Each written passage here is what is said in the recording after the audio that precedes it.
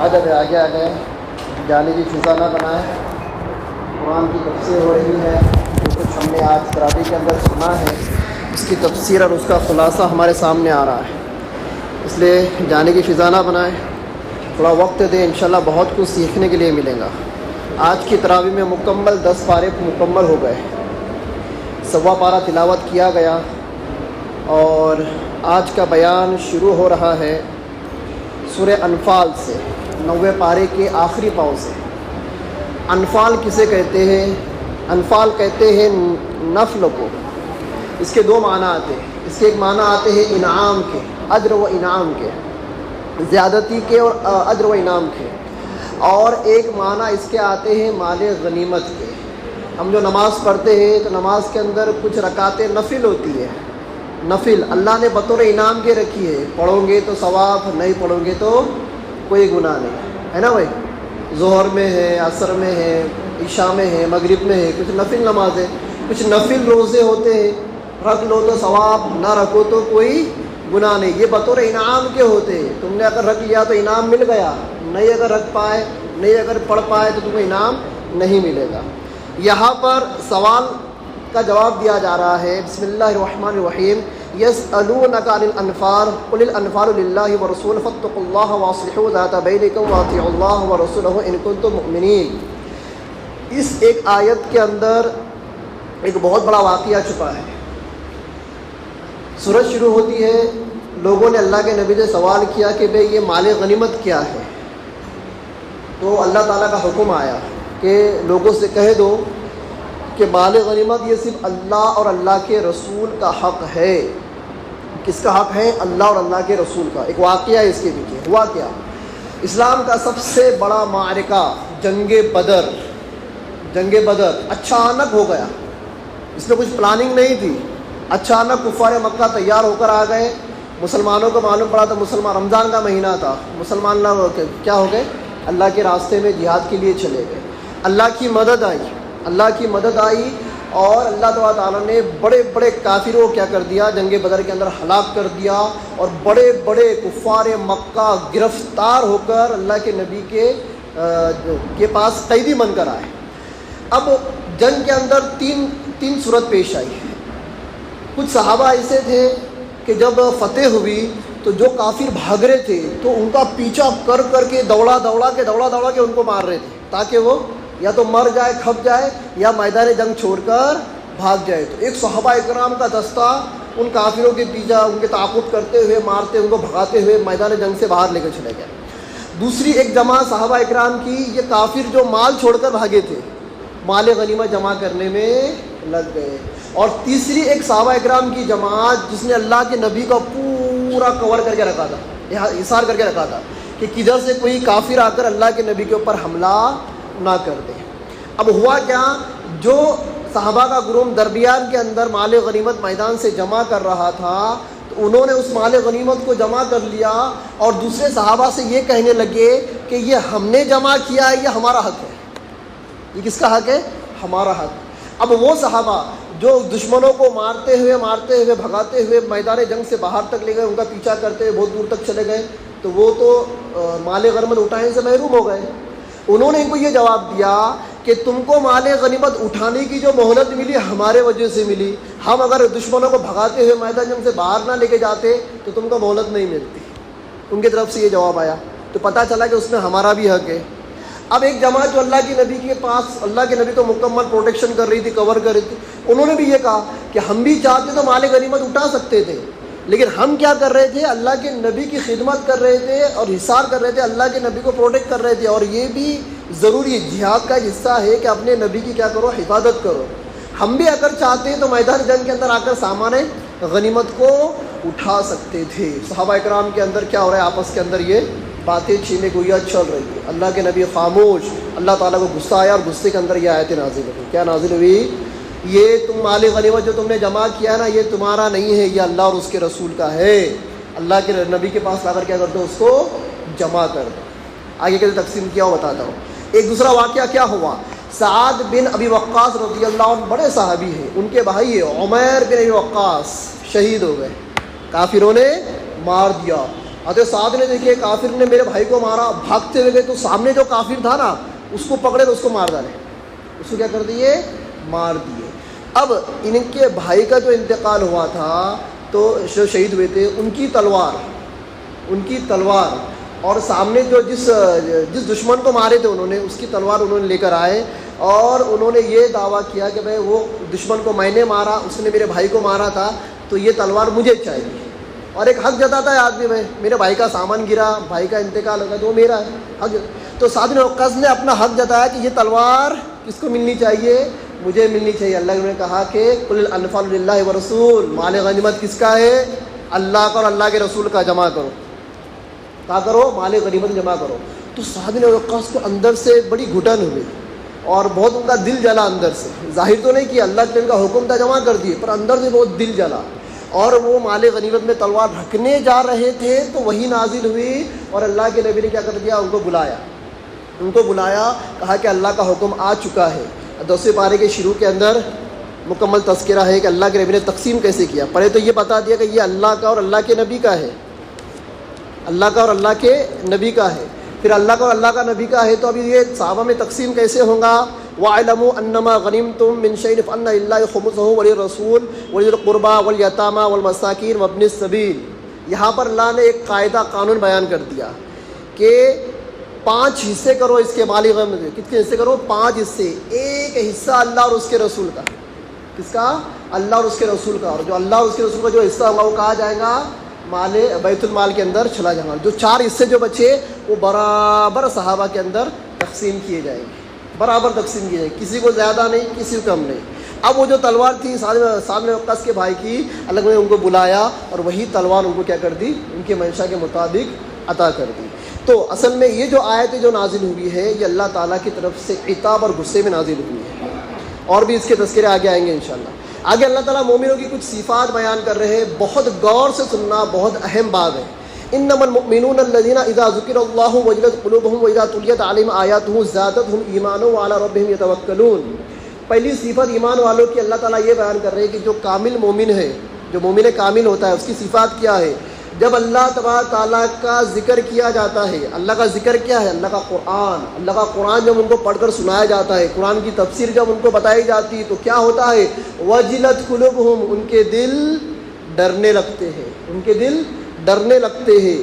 وَإِذَا تُلِيَتْ عَلَيْهِمْ آيَاتُهُ, اور جب قرآن کی آیتیں ان کو جب سنائی جاتی ہیں نا, زادتہم ایمانا, ان کا ایمان ترقی کرتا رہتا ہے, ایمان کیا ہوتا رہتا ہے, بڑھتا رہتا ہے. یہ پہلی صفت بتائی اللہ تعالیٰ نے. آگے ہے وَعَلَىٰ رَبِّهِمْ يَتَوَكَّلُونَ, توکل کی دوسری صفت, اس کا بیان آگے کروں گا. پہلے سمجھ لے اللہ کے ذکر سے ایمان کا بڑھنا اور اللہ کے ذکر سے دلوں کا ڈرنا, اس کی کیا حقیقت ہے. وجلت وجل سے بنا ہے. وجل کے معنی بھی آتے ہیں ڈرنے کے, اور خوف کے معنی بھی آتے ہیں ڈرنے کے. اللہ نے یہاں پر لفظ خوف استعمال نہیں کیا, لفظ وجل استعمال کیا. اب جو عربی داں ہیں, جو عربی سے واقف وہ جانتے ہیں ان دونوں میں فرق کیا ہے. دونوں کے معنی ڈر ہے, پر ان دونوں ڈروں میں فرق کیا ہے. ایک وہ ڈر جو بندے کا سکون غارت کر دیتا ہے, چین و سکون غارت کر دیتا ہے, اس کو خوف کہا جائے گا. اور ایک ڈر ایسا ہوتا ہے جو انسان کا سکون چین ختم نہیں کرتا, اس کا اطمینان دل ختم نہیں ہوتا, اس کو کہتے ہیں وجل. اب اس کو ایک مثال سے سمجھے.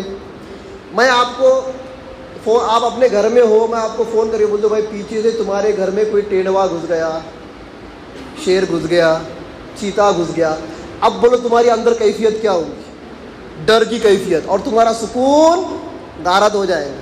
سکون کیا ہو جائے گا, دل کا سکون, دل کا اطمینان غارت. اور ہر گھڑی تم کو یہ فکر رہیں گی کہ یہ کب ہمارے اوپر حملہ کرتا, یہ کب جاتا, تب تک تمہارے اندر کپ کپی کر رہے.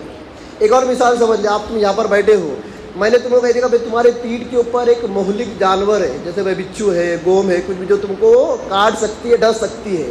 ایسا ڈانس کرے گا آدمی, کدھر ہے, کیا ہے, ارے نکالو, ہٹاؤ. اس سے کیا ہوا, اس ڈر سے آدمی کا سکون چین ختم ہو گیا. تو یہ ڈر مراد نہیں ہے کہ اللہ کے ڈر سے آدمی کا چین اور سکون ختم ہو جائے. اللہ تعالیٰ فرماتے 13 پارے کے اندر آئے گا, الا بذکر اللہ تطمئن القلوب, اللہ کے ذکر سے دلوں کو اطمینان ملتا ہے. اب ایک طرف ڈرنا بھی ہے, ڈر میں اطمینان بھی کیسے ہوگا. تو تو علماء اکرام نے اس کی تصریح یہ کی ہے کہ وجل ان کے معنی جو آتے ہیں وہ ایسے ڈر کے آتے ہیں جس سے سکون غارت نہیں ہوتا ہے. اور یہ ڈر کیسا ہوتا ہے؟ جیسے کوئی بڑا اللہ والا، اللہ کا ولی، ایک بڑے عالم دین ہمارے پاس آ جاتے ہیں، ان کا جو رعب رہتا ہے، ان کی جو جلالی شان رہتی ہے، اس سے دلوں کے اوپر ذرا ڈر رہتا ہے. آدمی جھک کر چلتا ہے، ان کے سامنے اطمینان، ان کے احترام کرتا ہے، یہ کرتا ہے. لیکن ان کے ساتھ رہنے میں دل کو سکون بھی ملتا ہے. ملتا ہے نہیں ملتا ہے؟ ملتا نہیں ملتا ہے. تو وہ والا ڈر یہاں پر مراد ہے جس سے سکون غارت نہ ہو. تو ایمان والوں کی شان یہ ہے کہ جب ان کے سامنے قرآن کی آیتیں جب پیش کی جاتی ہے، تلاوت کیا جاتا ہے، یہ قرآن پڑھ کر تفسیر سنائی جاتی ہے نا، تو ان کا ایمان بڑھتا ہے، وہ اللہ سے ڈرنے لگتے ہیں. اور اللہ سے ڈرنے میں ان کا چین و سکون غارت نہیں ہوتا ہے، بلکہ ان کو اعمال صالحہ کرنے کی کیا ہوتی ہے؟ ترغیب ہوتی ہے. وَعَلَىٰ رَبِّهِمْ يَتَوَكَّلُونَ، وہ اپنے رب کے اوپر بھروسہ کرتے ہیں، توکل کرتے ہیں. توکل ایک سب سے بڑی صفت ہے ایمان والوں کی. توکل کا مطلب کیا؟ اللہ کی ذات پہ بھروسہ کرنا. ہم بولتے ہیں نا بھائی تبلیغ کے اندر، جو کچھ کرتے ہیں اللہ کرتے ہیں، اللہ کے علاوہ کوئی نہیں کرتا. ہم کو کس پہ بھروسہ کرنا ہے؟ اللہ کی ذات پہ. تو اللہ کی ذات پہ بھروسہ کیسے کرنا ہے؟ کچھ لوگ توکل اور بھروسے کو سمجھتے نہیں. وہ یہ سمجھتے ہیں کہ بالکل بے پرواہ ہو جاؤ، بالکل کیا ہو جاؤ؟ بے پرواہ ہو جاؤ اور اللہ کے اوپر بھروسہ کرو. یہ حرام ہے. یہ کیا ہو گیا؟ حرام. اسباب کو اختیار کرنا، اسباب کو اختیار کرنے کے بعد اللہ کی ذات کے اوپر توکل کرنا. اللہ کے نبی سے پوچھا گیا بھائی اس توکل کا معنی مطلب کیا ہے؟ تو اللہ نے فرمایا جو ظاہری اسباب ہے ان ظاہری اسباب کو اپنانا، پھر اللہ پر توکل کرنا. اس کی مثال کیا؟ دروازہ کھول کر سونا یہ توکل نہیں ہے کہ اللہ حفاظت کریں گے. دروازے کو کڑی مارو اور پھر سو. حدیث کے اندر آتا ہے کہ جب سونے کے لیے بستر پر جاؤ تو بستر جھٹک کر سو. کیوں؟ ہو سکتا ہے اس کے اندر کوئی موذی جانور ہو اور تو وہ رات کو تم کو تکلیف پہنچائے. تو توکل کیا ہے؟ بستر جھٹک کے سونے کا کہ ویسے سو جانے کا، ارے اللہ بچانے والے، اللہ کرنے والے، ڈائریکٹ آ گیا سو گئے. تو جو لوگ یہ تھنکنگ رکھتے ہیں نا کہ بھائی اسباب کو اختیار نہیں کرنے کا، اللہ کی ذات کے اوپر ایسی اندھا دھن کیا کر لینے کا، بھروسہ کر لینے کا، یہ توکل کے منافی ہے. ایسا توکل علماء نے لکھا ہے بالکل حرام ہے. بالکل کیا ہے؟ حرام ہے. پہلے کیا کرو؟ اسباب کو اختیار کرو. پہلے دروازے کو بند کرو، اپنے مال کی حفاظت کرو، اپنی جان کی حفاظت کرو، پھر اللہ کے اوپر بھروسہ کرو. تم یہ بولیں بھائی اللہ بچانے والے تو کھلے عام دروازے چھوڑ دیے، گھر کھلا چھوڑ دیے، سب کھلا چھوڑتے ہوئے کہ رات کو چور بھی نہیں آ سکتے، اللہ حفاظت کرنے والے. یہ بات نہیں. اللہ کے نبی نے اس سے منع فرمایا ہے. اس سے کیا فرمایا؟ تو یہ مومنوں کی دوسری صفت ہے کہ وہ اللہ اپنے رب کے اوپر بھروسہ کرتے. کیسا بھروسہ کرتے ہیں؟ توکل والا بھروسہ. کیسا بھروسہ؟ توکل کے، جس کے اندر اسباب کو اختیار کر کے پھر اللہ کی ذات پہ بھروسہ کرتے ہیں. اولئک، پھر آگے فرماتے الذین یقیمون الصلاۃ ومما رزقناہم ينفقون. اور ایمان والوں کی تیسری صفت یہ ہے کہ وہ نمازوں کو قائم کرتے ہیں، نماز پڑھتے نہیں ہیں. ہم نے ہمیشہ نمازوں کے تعلق سے یہ سنا ہے کہ نمازوں کو قائم کرنا. یہ قائم کیا ہے؟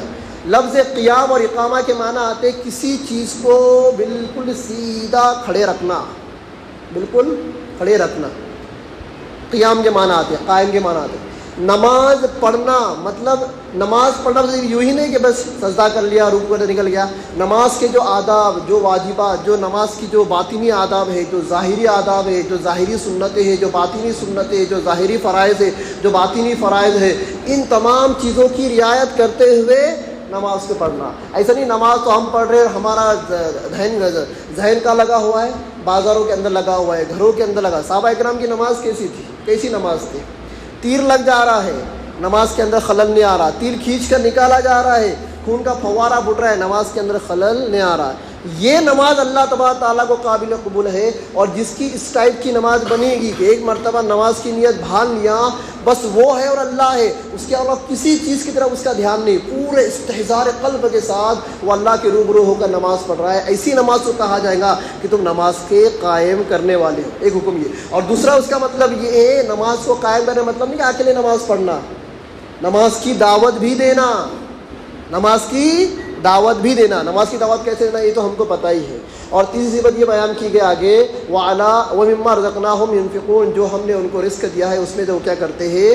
خرچ کرتے ہیں. کیا کرتے ہیں؟ خرچ کرتے ہیں. تو علماء اکرام نے لکھا ہے کہ قرآن کے اندر اللہ تعالیٰ جس طرح سے مومنوں کی صفات کا بیان کرتے ہیں، مسلمانوں کو چاہیے کہ اس کے مطابق اپنے ایمان کے بنانے کی فکر کریں. اس کے بعد سورہ انفال ختم ہوتی ہے، سورہ توبہ شروع ہوتی ہے۔ سورہ توبہ کے اندر اتنے مسائل ہیں، اتنی تفسیریں ہیں کہ میں بیان کروں تو فجر ہو جائے۔ اس صورت کے اندر غزوہ بدر کا ذکر، اس صورت کے اندر فتح مکہ کا ذکر، اس صورت کے اندر صلح حدیبیہ کا ذکر، غزوہ حنین کا ذکر، غزوہ احزاب کا ذکر، اور صحابہ اکرام سے، جیسے میں نے بتایا سورہ انفال کے شروع میں کہ مال غنیمت کے تعلق صحابہ اکرام کی 6 گویا شروع ہوئی تھی، اللہ تعالیٰ کی غصے میں آیتیں نازل ہوئی۔ اس طرح سے سورہ توبہ کے اندر بھی اللہ تعالیٰ کی بہت ساری آیتیں غصے میں نازل ہوئی، یہاں تک کہ کچھ مسائل کے تعلق سے اللہ تعالیٰ نے اپنے نبی سے بھی سوال کر دیا کہ نبی تم نے ایسا کیوں کیا، یہ تمہارے شان نہیں تھا۔ اس کی ایک مثال میں انشاءاللہ آپ کو دیتا ہوں۔ پہلے ایک مسئلہ یہ سمجھ لے، سورہ توبہ کے شروع کے اندر ہم کو بسم اللہ نظر نہیں آتی ہے۔ اس کی ایک وجہ ہم یہی بیان کرتے ہیں کہ سورہ توبہ اللہ تعالیٰ کے غصے میں نازل ہوئی، اس لیے بسم اللہ نہیں لکھی جاتی۔ لیکن علماء اکرام کے نزدیک اس کی تشریح کچھ اور ہے۔ عموماً جب اللہ کے نبی کے اوپر سورت نازل ہوتی تھی تو کون سی سورت؟ سورہ بقرہ ہے، کون سی آل عمران ہے، اور یہ سورت کہاں سے شروع ہے، کہاں پر ختم ہوگی، اس کی نشاندہی اللہ تعالیٰ نہیں کرتے تھے، نہ جبرائیل علیہ السلام کرتے تھے۔ سورت ختم ہونے بعد جبرائیل علیہ السلام جب وحی لے کے آتے تھے نا تو بسم اللہ پڑھتے تھے، تو جس سورت کے پہلے بسم اللہ پڑھی گئی وہاں سے وہ سورت ختم، اور پھر اگلی سورت کے شروع میں بسم اللہ پڑھی گئی تو پچھلی سورت کا وہاں پر اینڈ۔ اس طرح سے سمجھا جاتا تھا کہ کیا ہو گیا، اب ایک سورت ختم ہوئی، اگلی سورت چار ہوئی۔ لیکن جب سورہ توبہ جب نازل ہوئی، سورہ انفال جب ختم ہوئی تو جبرائیل علیہ السلام نے بسم اللہ نہیں پڑھا، ڈائریکٹ شروع براءۃ من اللہ ورسولہ۔ اور پہلی آیت تو اتنی زبردست ہے کہ اس آیت کے اندر اللہ تعالیٰ نے ایک دم غصے میں پورے کافروں کا کیا کر دیا، بالکل بائیکاٹ کر دیا۔ پہلی آیت اتنی زبردست، اتنی روب والی ہے کہ اس کو پڑھنے سے ڈر لگتا ہے اللہ تعالیٰ کیا بولنا چاہ رہے ہیں اس کے اندر۔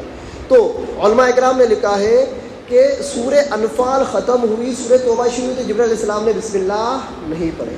عثمان غنی رضی اللہ عنہ نے اپنے زمانے کے اندر جب قرآن شریف کو جب جمع کیا تو انہوں نے بھی بسم اللہ نہیں لکھی، کیونکہ اللہ کے نبی نے جب سورہ توبہ جب صحابہ اکرام کو بتائے تو اللہ کے نبی نے خود بسم اللہ نہیں پڑھی، تو انہوں نے بھی بسم اللہ اس کے شروع میں نہیں لکھی۔ ہم کو صرف اتنا بتایا جاتا ہے کہ اللہ تعالیٰ کے غصے کے اندر یہ نازل ہوئی، اس لیے بسم اللہ نہیں پڑھی جاتی ہے، لیکن ایسا نہیں ہے، صرف وہی وجہ نہیں ہے، دوسری وجہ یہ بھی ہے کہ بسم اللہ نہ پڑھنے کی وجہ یہ ہے کہ بہت سارے علماء نے لکھا ہے کہ سورہ انفال سورہ توبہ ایک ہی صورت ہے، ایک ہی صورت ہے، لیکن بعد میں اس کو سورہ توبہ کا نام دے دیا گیا۔ اب آپ اور میرے جیسا تلاوت کرنے والا کیا کرے؟ سورہ توبہ جب چالو ہے بسم اللہ پڑھے یا نہ پڑھے؟ علماء اکرام نے دو مسئلے بیان کیے، ہمیشہ ہر قرآن پڑھنے والے کو یہ مسئلہ سمجھنا بہت ضروری ہے۔ اگر آپ ادھر سے پہلے سے قرآن پڑھتے ہوئے آ رہے ہو، سورہ انفال سے، سورہ انفال ختم کر دی اور سورہ توبہ تم نے شروع کر دی تو تم کو بھی بسم اللہ نہیں پڑھنا ہے۔ لیکن اگر تمہاری تلاوت کی شروعات سورہ توبہ سے کر رہے ہو، مطلب تم نے کل یہاں تک پڑھ کے رکھ دیا تھا، کل یہاں تک تم نے پاؤ پارا پڑھ لیا تھا، 10واں پاؤ پارا، اب تم کو سورہ توبہ کے شروع سے آج پڑھنا ہے، تو آج جب تم اپنی تلاوت کی شروعات کرو گے تو تم کو اس کے پہلے بسم اللہ پڑھنا ہے۔ لیکن اگر تم پہلے سے ادھر سے پڑھتے ہوئے آ رہے ہو اور تم کو یہ صورت کنٹینیو کرنا ہے تو پھر بسم اللہ نہیں پڑھے۔ بات سمجھ میں آ گئی؟ لوگ پڑھتے ہی نہیں، اب کس کا یہاں تک بھی ہو گیا نا، اس کے سورہ توبہ بسم اللہ نہیں پڑھنے کا، براءۃ من اللہ شروع کر دیا، تو یہ بھی ناجائز۔ علماء نے کیا لکھا ہے کہ اگر پیچھے سے پڑھتے ہوئے آ رہے ہو تو بسم اللہ مت پڑھو، لیکن تم نے یہاں تک اپنی تلاوت ختم کر دی ہے اور اگلے دن جب سورہ توبہ سے شروع کر رہے ہو اپنی تلاوت کو، تم کو تلاوت سورہ اپنے بسم اللہ پڑھنا ضروری ہے، ٹھیک ہے۔ اس صورت کے اندر سب سے بڑی چیز جو اللہ کے نبی صلی اللہ علیہ وسلم کو اللہ تعالیٰ نے بیان کی ہے وہ میں آپ کو بیان کر دوں۔ ما کان لنبی ان یکون لہ اسریٰ حتی یثخن فی الارض، یہ سورہ توبہ کی آیت ہے۔ اس آیت کے اندر اللہ تبارک و تعالیٰ اللہ کے نبی کو ایک بہت بڑی بات بیان فرما رہے ہیں، وہ یہ کہ نبی کی یہ شان نہیں ہے کہ اس کے پاس کافر قیدی ہو اور وہ ان کافر قیدیوں کی شان شوکت قوت کو ختم نہ کر دے۔ تریدون ارض الدنیا واللہ یرید الآخرہ، اللہ تعالیٰ کہتے ہیں کہ تم صرف دنیا، تمہاری نظر صرف دنیا اور دنیا کے مال اور متاع پر ہے، پر اللہ تعالیٰ کی نظر آخرت کے اوپر ہوتی ہے۔ اس آیت کا شاید نزول کیا ہے اس کو سمجھ لیں۔ کیا ہوا؟ جنگ بدر کے جو قید ہو کر جب آئے تو اس کے اندر 70 کفار مکہ کے بڑے بڑے سردار تھے، نارمل پبلک نہیں تھا، نارمل بھی تھے، پر بڑے بڑے سردار تھے. کیا تھے؟ بڑے بڑے سردار کفار مکہ کے. اب اس میں رشتہ دار بھی تھے، دوست صاحبہ. کچھ باہر کے لوگوں سے جنگ نہیں ہوئی تھی، جنگ بدر. عرب والوں کے، مکہ والوں میں جنگ ہوئی تھی نا. کچھ رشتہ دار، چاچا، بھائی، دادا، یہ وہ سب طرف کے رشتے، کس کا سسرال رشتہ ہے، کس کا چاچا کا ننیال ہے، ددیال ہے، سب ایسے. اور اس کے اندر کفار قریش کے بڑے بڑے بڑے بڑے سردار گرفتار ہو کر آئے. اس میں اللہ کے نبی کے چاچا حضرت عباس رضی اللہ عنہ بھی تھے. وہ ابھی تک ایمان میں نہیں آئے تھے. اس کی تفصیل انشاءاللہ میں آگے بتاتا ہوں. اب ہوا یہ، اللہ کے نبی مشورہ کر رہے صحابہ اکرام سے، بھائی یار یہ قیدیہ ہے، ان کے تعلق سے کیا کیا جائے. ابوبکر صدیق رضی اللہ تعالیٰ عنہ اور دیگر صحابہ اکرام یہ رائے دی کہ اللہ کے نبی ان کو فدیہ دے کر کیا کر دو، آزاد کر دو. کیا کر دو؟ آزاد کر دو.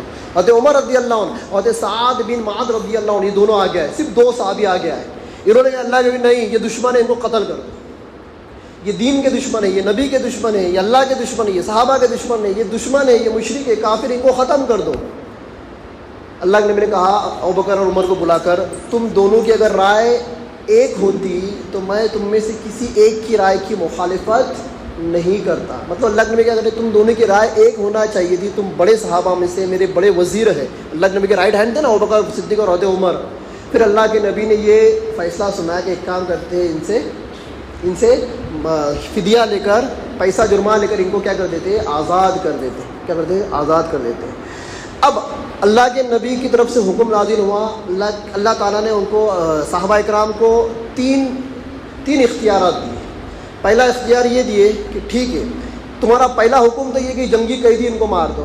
تم نہیں مار رہے ہو تو دوسرا حکم یہ ہے کہ تم ان کو فدیہ لے کر آزاد کر دو. فدیہ لے کر تم آزاد کرو گے تو اگلے سال تم میں سے صحابہ اکرام، تم میں سے 70 صحابہ شہید ہوں گے. اس بات پر بھی راضی رہو. اللہ تعالیٰ ڈرا رہے. تو فدیہ لے کر آزاد کرنا چاہتے ہو نا، ٹھیک ہے آزاد کر دو. اللہ تعالیٰ غصے میں، یہ غصے میں سب فیصلے ہو رہے ہیں. تم یہ دشمنوں سے فدیہ لے کر ان کو آزاد کرنا چاہتے ہو نا، آزاد کر دو. لیکن یاد رکھو اگلے سال تمہارے 70 صحابہ شہید ہوں گے. اس کے بارے میں تمہاری کیا رائے؟ ابوبکر صدیق رضی اللہ تعالیٰ اور دیگر صحابہ نے یہ کہا کہ پہلی چیز تو یہ ہے بھائی ان کو آزاد کرنے کے اندر ایک اخلاق، اسلام کے اخلاق ان کے سامنے جائیں گے. ہو سکتا ہے کہ یہ ہمارے اخلاق کو دیکھ کر کیا ہو جائے، اسلام میں داخل ہو جائے. دوسرا یہ کہ مسلمانوں کو تھوڑی سی مالی مدد بھی ہو جائے گی، کیونکہ اب تک پہلی ہجری چالو ہے اور مسلمان بہت غربت کی حالت کے اندر، تو مسلمانوں کو تھوڑا مال متا بھی کیا ہو جائے گا، مل جائے گا. اور تیسری وہ بات جو اللہ تعالیٰ جو پیش کر رہے ہیں کہ اگلے سال تمہارے 70 صحابہ شہید ہوں گے. تو شہادت تو ہر مومن کا خواب ہوتا ہے، ہر مومن شہید ہونا چاہتا ہے. تو وہ تو مومن کے حق میں کیا ہے، بہتر ہے. یہ ابوبکر صدیق رضی اللہ عنہ کی رائے تھی. اس رائے سے اللہ کے نبی نے اتفاق کیا. کیا کیا؟ اتفاق کیا اور سب کو کیا کر دیا، فدیہ لے کر، تھوڑا پیسہ لے کر، مال متا لے کر سب کو آزاد کر دیا. اس کے اگلے سال جنگ احد ہوئی. جنگ احد کے اندر یہی کافر ان کو چھوڑا گیا تھا. ان میں تو بہت سارے تو ایمان لے کر آئے، پر جو بڑے دشمن تھے، بہت کٹر وادی تھے، وہ ایمان لے لائے. انہی لوگوں نے بڑی بڑی جماعتیں بنا کر، الگ الگ قبیلوں کو بھیگا پھسلا کر لا کر جنگ احد کو بڑھایا. اور جنگ احد میں کیا ہو گیا، کتنے صحابہ شہید ہوئے، 70 سے زائد صحابہ شہید ہوئے. امیر حمزہ رضی اللہ تعالی عنہ، اللہ کے نبی کے چہیتے چاچا، جس نے اسلام کو پروان چلانے میں اللہ کے نبی کی بہت مدد کی. ہندا نے حبشی غلام کے ذریعے سے ان کے سینے کو کاٹا، سینے کو کاٹ کر کلیجہ باہر نکالا، کلیجہ باہر نکال کر چھبایا. قسم کھائی تھی اس نے کہ میں حمزہ کا کیا کروں گی، کلیجہ چھباؤں گی، تب تک مجھے سکون نہیں آئے گا. پتہ ہے نا یہ واقعہ. پھر کیا ہوا، امیر حمزہ رضی اللہ عنہ کی ناک کاٹ دی گئی، کان کاٹ دیے، ہونٹ کاٹ دیے کہ کوئی اس کو پہچانے نا، یہ پڑا رہے گا میدان جنگ کے اندر مردہ، کوئی اس کو پہچانے نا. ابھی اس کو بولتے ہیں مسلح کرنا، مطلب کسی کی ناک کو مکمل کاٹ دیا، یہ بھوے کاٹ دی، کان کاٹ دیے، ہونٹ کھینچ کے کاٹ دیے، تو یار چہرہ پہچان جائے گا، چہرہ تو مسک ہو گیا.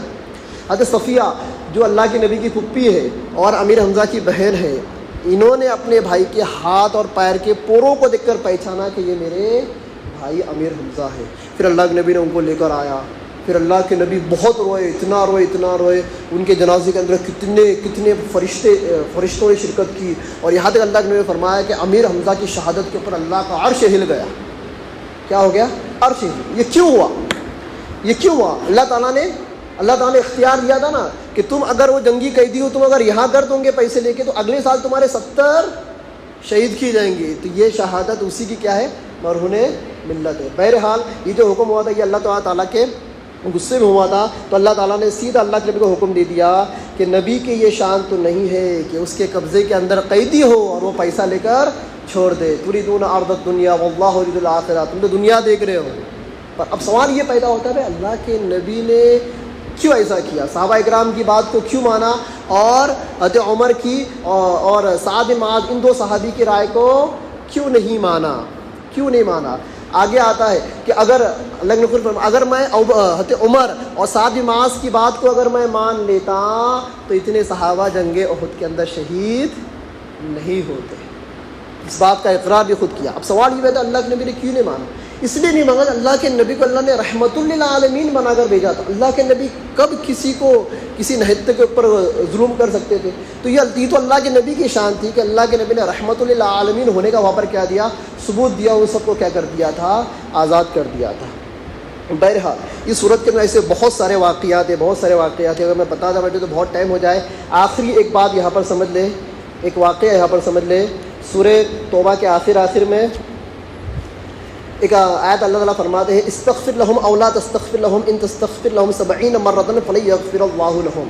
یہ آیت عبداللہ بن ابی بن سلول، ایک بہت بڑا اللہ کے نبی کا دشمن منافق، اس کے بارے میں نازل ہوئی.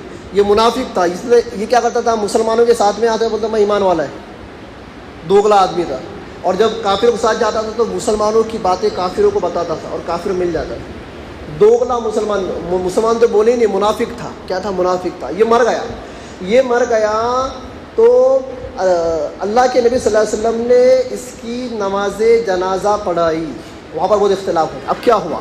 جب وہ مرا، ان کے جو بیٹے تھے، عبداللہ نام تھا ان کا، نام بھی عبداللہ تھا، وہ بہت مخلص صحابی تھے. باپ منافق، اللہ کے نبی کا اندر سے دشمن، ظاہری دشمن نہیں، اندر سے دشمن، اور بیٹا ایک دم اللہ کے نبی کا کیا گروی تھا.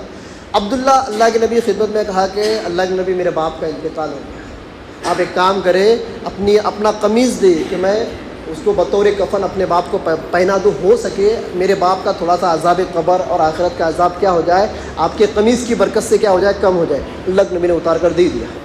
کیا کر دیا؟ اتار. پھر عبداللہ نے یہ بھی درخواست کی اللہ کے نبی آپ میرے باپ کی نماز جنازہ پڑھا دیں، ہو سکتا ہے میرے باپ کے تھوڑے سے گناہ کم ہو جائے اور تھوڑی سی ان کے عذاب میں کیا ہو جائے، تخفیف ہو جائے. اللہ کے نبی فوراً نماز جنازہ پڑھانے کھڑے ہوئے. عمر رضی اللہ عنہ پیچھے تھے، فوراً اللہ کے نبی کا قمیض پکڑ کے پیچھے کھینچا، ڈائریکٹ قمیض پکڑا اور پیچھے کھینچا. اللہ کے نبی کیا کر رہے ہو؟ منافق کی نماز پڑھا رہے ہو. منافق، آپ جانتے ہیں کتنے مرتبہ اس کا نفاق ہمارے اوپر ظاہر ہو چکا ہے اور کتنے مرتبہ اس سے ہم کو نقصان ہوا ہے. یہ منافق ہے، یہ مومن نہیں ہے، تم اس کی نماز جنازہ پڑھا رہے ہو. تو اللہ نے فرمایا کہ بھائی میں تو اس کی نماز جنازہ پڑھاؤں گا. تو پڑھا لیے. کیا کر لیے؟ پڑھا لی. جیسے اللہ نے اس کی نماز جنازہ پڑھائے، فوراً جبرائیل آئے، حکم دیا. کیا حکم دیا؟ اس کی اگلی آیت کے اندر وَلَا تُصَلِّ عَلَىٰ أَحَدٍ مِّنْهُمْ مَاتَ أَبَدًا وَلَا تَقُمْ عَلَىٰ قَبْرِهِ إِنَّهُمْ كَفَرُوا بِاللَّهِ وَرَسُولِهِ وَمَاتُوا وَهُمْ فَاسِقُونَ. جبرائیل نے کیا کہا کہ اس طرح کے منافقوں کی آپ کبھی نماز مت پڑھانا. کیوں مت پڑھانا؟ نماز ہی مت. وَلَا تَقُمْ عَلَىٰ قَبْرِهِ، ان کے قبر کے پاس بھی کھڑے مت ہونا. فاتحہ کرنا، درود پڑھنا ہو نا، قبر کے پاس کھڑے رہے تو عیسیٰ ثواب کرتے ہو تو دور، کھڑے بھی مت ہونا ان کے قبر کے پاس. انہم کفروا باللہ ورسولہ، یہ اللہ اور اس کے رسول کو جھٹلانے والے ہیں اور یہ فاسق لوگ ہیں اور یہ فسق کی حالت کے اندر کیا ہوا ہے، ان کی موت ہوئی ہے. اب یہاں پر کچھ ایک دو مسئلے ہیں، مسئلے سمجھ کر بات ختم کر دو. سوال یہ پیدا ہوتا ہے اللہ کے نبی نے ان کو اپنا کرتا کیوں دیا؟ دیکھو یہ تفصیلی باتیں ہوتی ہیں، کبھی سننے نہیں ملتی، تھوڑا وقت زیادہ ہو جاتا، پر ہمیں یہ دیکھنا چاہیے کہ ہم کو بہت قرآن کی تفسیر علوم سے ہم کو کیا ہو رہی ہے، واقفیت ہو رہی ہے. ہر آیت کے پیچھے ایک نہ ایک چھوٹا موٹا واقعہ ہوتا ہے جو بہت انٹرسٹنگ ہوتا ہے. اللہ کے نبی نے ان کا کرتا کیوں دیے؟ لوگوں نے سوال کیا تو اللہ کے نبی نے فرمایا کہ جس وقت بدر کے موقع پر جو قیدی آئے تھے ان قیدیوں میں حضرت عباس رضی اللہ عنہ آئے تھے. اس وقت ایمان میں داخل نہیں ہوئے تھے. عباس رضی اللہ عنہ ایسی حالت میں آئے تھے کہ ان کے بدن کے اوپر کا کرتا نہیں تھا، صرف نیچے کا تہبند تھا، اوپر کا کرتا نہیں تھا، ان کا بدن کیا تھا، بالکل کھلا تھا.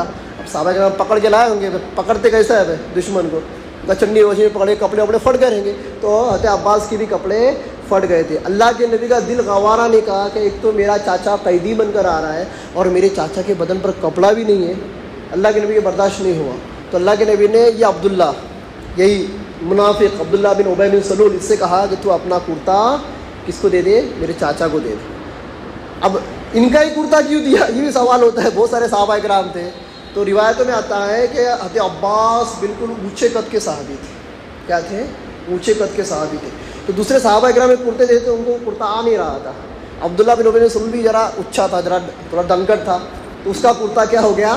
آ گیا۔ تو اللہ کے نبی نے منافق کا کرتا، تو اللہ نے فرمایا کہ میرا اس کو کرتا دینا یہ اس کے لیے مفید ثابت نہیں ہوگا، میرا کرتا اس کو عذاب قبر سے نہیں بچائے گا، لیکن اس کا ایک احسان تھا میرے اوپر، میں نے جانے سے پہلے اس کا احسان کیا کر دیا؟ چکا دیا۔